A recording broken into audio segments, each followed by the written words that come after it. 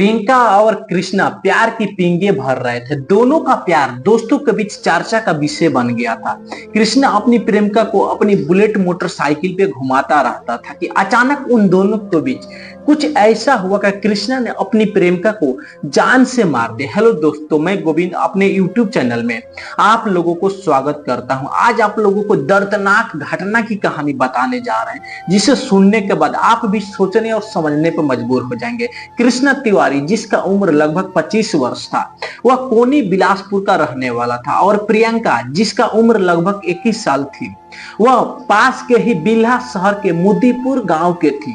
वो बिलासपुर में अपने मौसी जोगीराम के यहाँ रहकर बीए फाइनल की पढ़ाई कर रही। एक दिन कृष्णा ने शहर के विवेकानगर गार्डन में घूमते घूमते प्रियंका से कहा, प्रियंका, आज मैं तुमसे बहुत खास बात कहने जा रहा हूँ, जिसका शायद तुम्हें बहुत समय से इंतजार होगा। प्रियंका बोली, जल्दी बताओ। तभी कृष्णा बोला, मैं तुमसे शादी करना चाहता हूँ।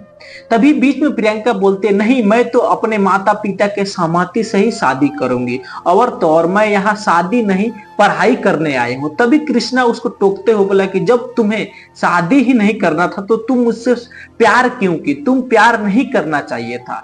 देखो कृष्णा, मुझे तुम अच्छे लगते हो, इसीलिए मैं तुमसे दोस्ती कर ली, और कब प्यार हो गया मुझे खुद पता ही नहीं। चलो, अगर मैं अपनी माँ को तो कैसे भी करके मना लूंगी, लेकिन मेरे बाप को तुम जानते नहीं हो, वो मुझे जिंदा ही काट देगा। वो बहुत ही गुस्से वाला इंसान है, मैं उनसे कभी हिम्मत नहीं करेगा। कहते कहते प्रियंका की आंखें फैल गई और चेहरा लाल पीला होने लगा।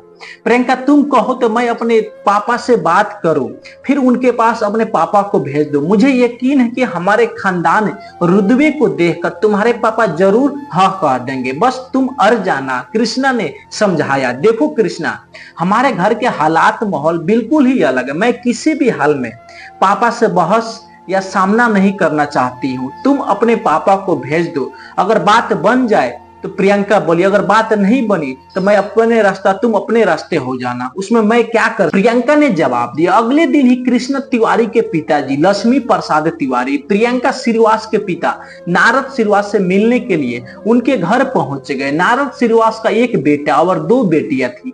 वह किराने की दुकान चलाते थे। लक्ष्मी प्रसाद ने विनम्रता पूर्वक अपना परिचय देते हुए कहा, भाई साहब, मैं आपसे मिलने बिलासपुर से आया हूँ, आपसे कुछ महत्वपूर्ण बातचीत करना चाहता। नारद श्रीवास ने उन्हें ससम्मान घर में बैठाया और खुद सामने बैठ गए। लक्ष्मी तिवारी हाथ जोड़कर बोले, मैं आपके यहाँ आपकी बड़ी बेटी प्रियंका का अपने बेटे कृष्णा के लिए हाथ मांगने आया हूँ। यह सुनकर नारद श्रीवास आश्चर्यचकित में पड़ गए। वो उनके तरफ देखते ही रह गए।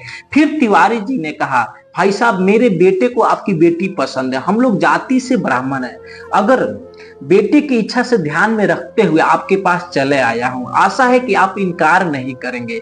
यह सुनकर नारद जी का चेहरे का रंग बदलने लगा। उन्होंने लक्ष्मी प्रसाद से कहा कि देखिए तिवारी जी, आप मेरे घर आए हैं ठीक है, लेकिन मैं अपनी बेटी का हाथ किसी दूसरे समाज के लड़के को कभी नहीं। और आपको बता दूं, मेरी बेटी के लिए एक लड़का पसंद कर लिया हूं। मैं हाथ जोड़ता हूं, आप जा सकते हैं। नारद जी जब प्यार से बोले तो लक्ष्मी तिवारी जी अपने घर वापस लौट आए। घर लौटकर जब उसके पिता ने बोला कि उसका बाप तुमसे शादी के लिए साफ साफ मना कर दिया है, तो कृष्णा की बात को बहुत ज्यादा गुस्सा आ गया। अगले दिन वो अपनी बुलेट निकालकर प्रियंका के घर पहुंच गया। तभी नारद जी अपने दुकान पे ग्राहकों को सामान दे रहे थे। कृष्णा उनको घूर घूर कर देख रहा था। तभी नारद जी बोलते हैं कि तुम्हें क्या चाहिए। तभी कृष्णा बोला कि कल मेरे पापा आपके पास आए थे आपकी बेटी का हाथ मांगने के लिए, आपने उन्हें माना। तभी नारद जी बोलते हैं कि तुम चले जाओ, मैंने तुम्हारे पिताजी से सब कुछ बता दिया हूं और इस बारे में अब कुछ नहीं बात करूंगा। उसके बाद कृष्णा ने बोला कि आपसे कह रहा हूं, आप मान जाइए, नहीं तो एक दिन आप खून के आंसू रहेंगे। तो क्या तुम मुझे धमकाने आए हो? नारद जी का पारा चढ़ गया। धमकाने भी और चेतावनी देने भी आया हूं, आप अगर नहीं मानेंगे तो अंजाम बहुत ही बुरा होगा। कहने के बाद कृष्णा तिवारी बुलेट से घर वापस लौट आया। नारद श्रीवास कृष्णा तिवारी को तेवर देखकर होश उनका उड़ गया। उसने सोचा कि मैंने सही कहा, उसके बाप को बात नहीं मानी, नहीं तो इस बदमाश लड़के के चक्कर में मेरी बेटिया का जीवन बर्बाद हो जाता। उन्होंने उसी दिन अपने सारू भाई जोगीराम फोन कर सारी बात बता दिया। उन्होंने उनसे प्रियंका पर विशेष नजर रखने की बात कही, क्योंकि प्रियंका उन्हीं के घर रहकर पढ़ाई कर रही। नारद की बात सुनकर जोगीराम ने कहा, बिल्कुल चिंता मत करो, मैं खुद प्रियंका से बात करता हूँ, अगर आप बोलो तो मैं पुलिस में कंप्लेन कर देता हूँ। नहीं नहीं, ऐसा बिल्कुल मत करना, नहीं तो मेरा इज्जत का फलूदा निकल जाएगा। मैं अब जल्द ही प्रियंका की सगाई शादी की बात फाइनल करता हूँ। नारद बोले, 21 अगस्त 2019 को कृष्णा ने प्रियंका को कॉल किया, मैं तुमसे मिलना चाहता हूँ, पता ही नहीं क्यों आज मेरा मन नहीं लग रहा, आज मैंने रात भर नींद भी नहीं आया।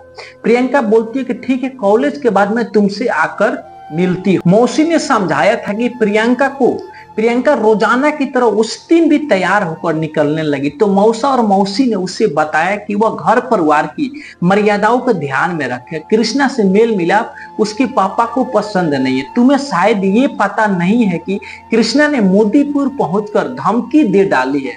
यह अच्छी बात नहीं है। अगर इसमें तुम्हारी सहानुभूति नहीं होती तो उसकी इतनी हिम्मत हो पाती।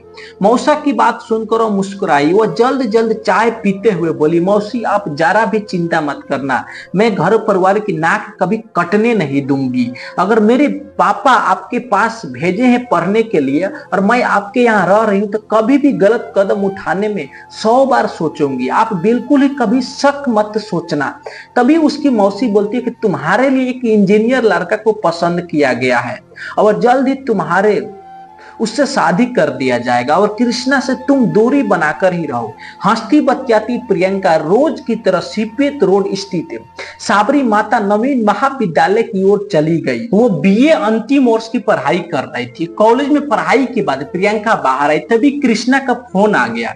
दोनों में बातचीत हुई तो प्रियंका ने बोला कि मैं कॉलेज से निकल रही हूँ और थोड़ी देर में तुम्हारे पास पहुंच जाऊंगी। प्रियंका राजस्व कॉलोनी स्थित कृष्णा के किराए के मकान में जाती रहती थी। वो मकान बॉयज हॉस्टल में जैसा था। कृष्णा और प्रियंका वहां बैठकर अपने दुख दर्द बांटा करते थे। प्रियंका ने उससे वहां पहुंचने की बात कही तो कृष्णा खुश हो गया।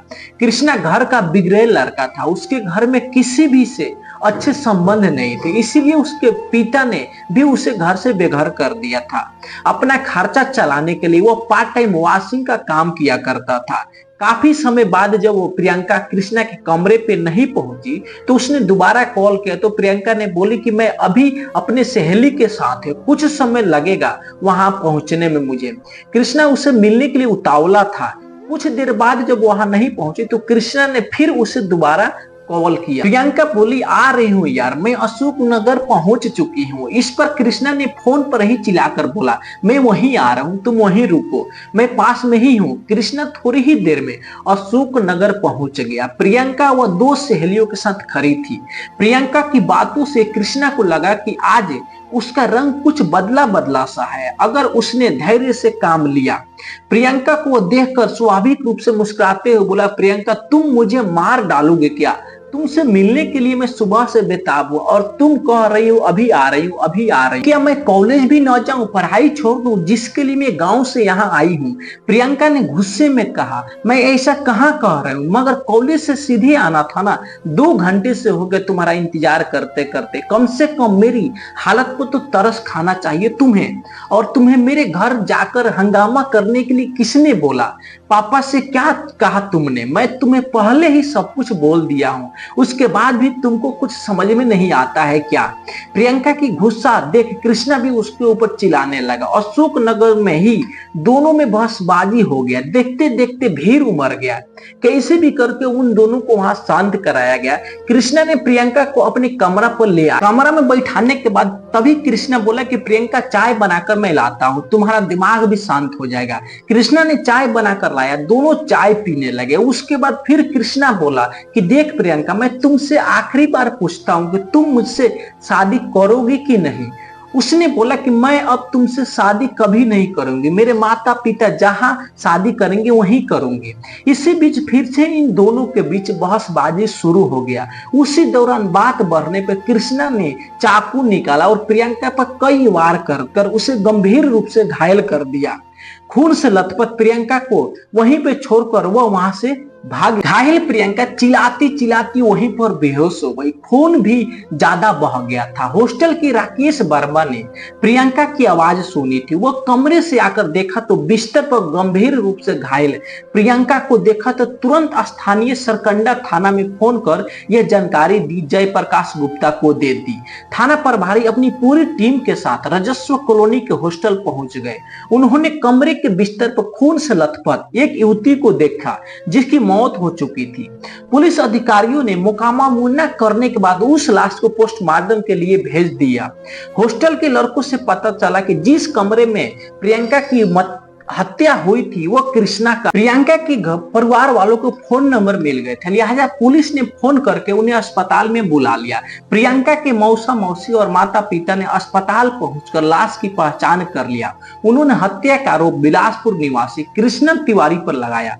पुलिस ने कृष्णा के खिलाफ हत्या का रिपोर्ट दर्ज कर उसकी खोजबीन शुरू कर दी। उसका मोबाइल फोन स्विच ऑफ था। पुलिस को पता चला कि वो रायपुर से नागपुर भाग गया है। पुलिस ने कृष्णा को फोटो नजदीकी जिले के सभी थाने में भेज दिया गया था। सरगंडा में करीब 25 किलोमीटर दूर स्थित मुंगेली जिले के थाना सरगांव के एक सिपाही को 23 अगस्त 2019 को कृष्णा तिवारी सरगांव चौक पर देख गया। उस सिपाही के गांव आरोपी कृष्णा के नजदीक ही, इसीलिए सिपाही को यह जानकारी थी कि कृष्णा मर्डर का आरोपी है और पुलिस से छिपा घूम रहा है। लिहाजा वह सिपाही कृष्णा तिवारी को हिरासत में लेकर थाना सरगांव ले आया। सरगांव पुलिस ने कृष्णा तिवारी को गिरफ्तारी करने की जानकारी सरगंडा के थाना प्रभारी जयप्रकाश गुप्ता को दे दी। उसी शाम सरगंडा थाना प्रभारी कृष्णा तिवारी को सरगांव से सरगंडा ले आए। उससे पूछताछ की गई तो उसने प्रियंका की हत्या करने का अपराध स्वीकार कर लिया। उसकी निशानदेही पर पुलिस ने घटना स्थल से एक चाकू भी बरामद किया जो 3 टुकड़ों में था। उसके बाद उसको कोर्ट में पेशी किया जाता है, जहां से उसको सजा सुनाने के बाद जेल में डाल दिया जाता है।